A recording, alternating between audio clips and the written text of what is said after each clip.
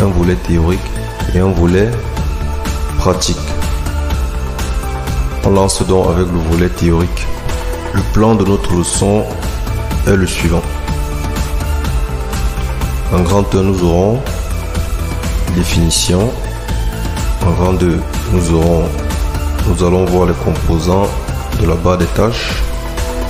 En grand 3, nous allons voir comment changer la position de la barre. Sans plus tarder, nous allons commencer. C'est quoi la barre des tâches? La barre des tâches, c'est tout simplement cette barre que vous voyez qui vient d'apparaître là. C'est l'élément de l'interface graphique du système d'exploitation Windows qui permet le lancement de programmes informatiques et leur surveillance. C'est un élément très capital et très important pour le système d'exploitation Windows. Quels sont les différents composants de cet élément qui est la barre des tâches? De la gauche vers la droite, nous avons le bouton démarrer qui permet d'accéder au menu démarrer de Windows. Nous avons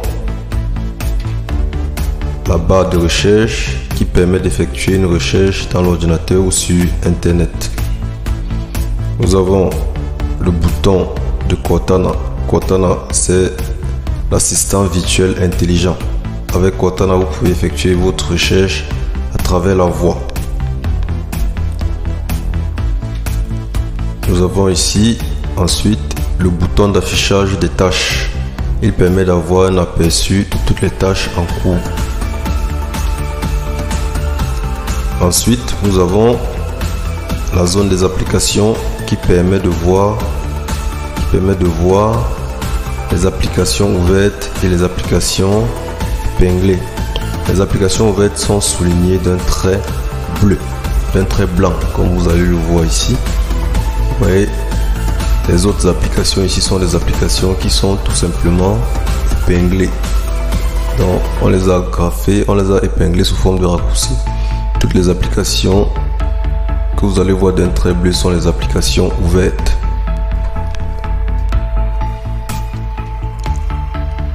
Voilà, là on montre les applications ouvertes.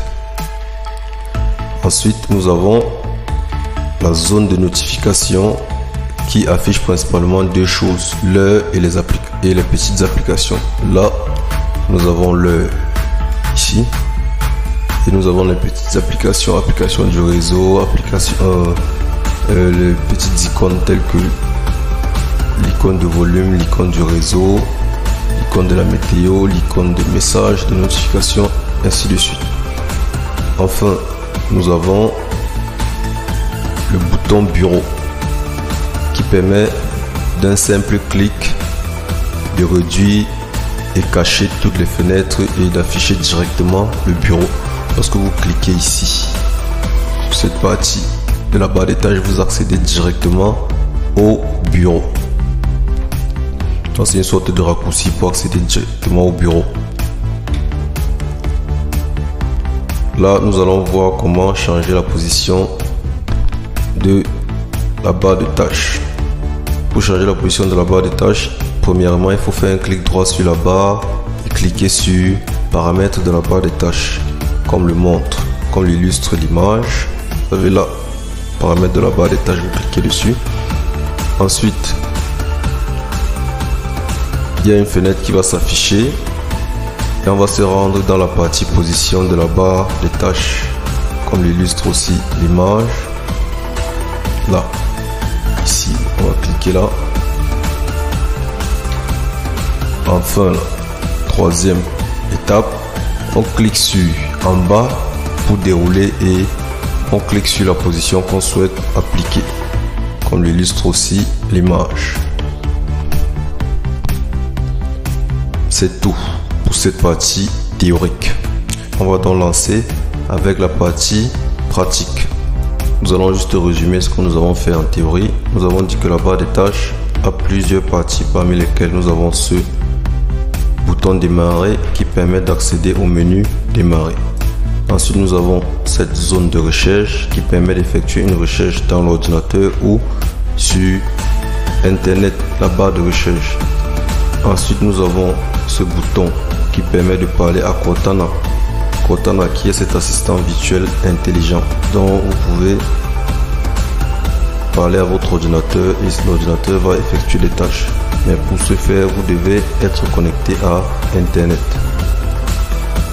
Ensuite, nous avons cette partie que nous avons appelée la barre d'affichage, le bouton d'affichage des tâches qui permet d'afficher toutes les tâches, toutes les applications ouvertes et qui permet aussi de créer un second bureau, d'ajouter un second bureau.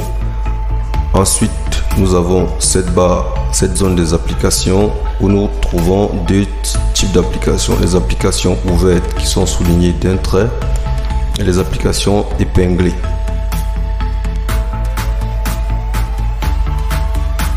Voilà, comme vous pouvez voir, les applications qui sont soulignées d'un trait sont les applications qui sont en cours d'utilisation. Celles qui ne sont pas soulignées sont les applications tout simplement épinglées. Ensuite aussi, nous avons cette zone de notification qui contient la date et les icônes et les petites icônes telles que l'icône du volume, l'icône du réseau et bien d'autres encore. L'icône de message qui sont les notifications que le système va vous envoyer. Enfin, nous avons ce petit bouton qui permet de masquer automatiquement toutes les tâches, toutes les fenêtres ouvertes et d'afficher directement le bureau sans toutefois minimiser chaque application. Vous pouvez tout simplement cliquer ici, vous masquez toutes les applications ouvertes et vous pouvez aussi cliquer dessus pour revenir. Maintenant, nous allons voir comment modifier la position de la barre des tâches.